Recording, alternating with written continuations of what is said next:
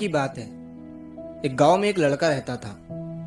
वो लड़का पढ़ाई में बहुत होशियार था, लेकिन उसकी पढ़ाई नहीं हो पाती थी क्योंकि वो लड़का अपना घर भी चलाया करता था।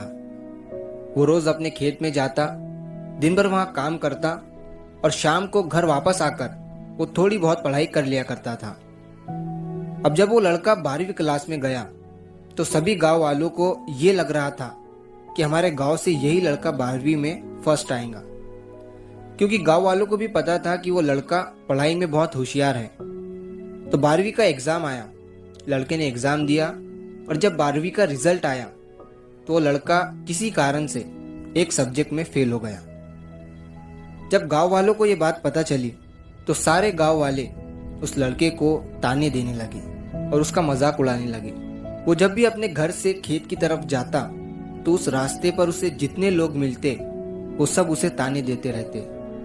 अब वो लड़का लोगों के ताने सुनकर बहुत परेशान हो जाता है और ये बात वो अपने उस्ताद को बताता है कि उस्ताद जी, मैं जब भी अपने घर से खेत की तरफ जाता हूँ तो उस रास्ते पर जितने लोग मुझे मिलते हैं सब मेरा मजाक उड़ाते हैं। तो उसके उस्ताद ने उसे कहा कि तू ना एक काम कर, एक बड़ा सा लोटा ले और उस लोटे को पूरा ऊपर तक दूध से भर दे और जब तू उस रास्ते से गुजरे तो तू उस लोटे से दूध का एक बूंद भी नीचे गिरने मत देना। लड़के ने एक दिन वैसा ही किया। वो जब उस रास्ते से दूध का लोटा लेकर निकला तो उसका फोकस उस लोटे पर इतना था कि उसे लोगों की आवाज ही सुनाई नहीं दी। वो इतने ध्यान से उस लोटे को लेकर चल रहा था कि उस लोटे से दूध का एक भी कतरा नीचे ना गिरे। इसकी वजह से उसे लोगों के तानों की आवाज सुनाई ही नहीं दी। तो इस कहानी से हमें ये सीख मिलती है कि अपने काम में इतना ढल जाओ, इतना फोकस अपने काम पर लगा दो कि बाकी की चीजों का आप पर कोई असर ही ना हो। लोगों की आवाजें, लोगों के ताने आपको सुनाई ही ना दे।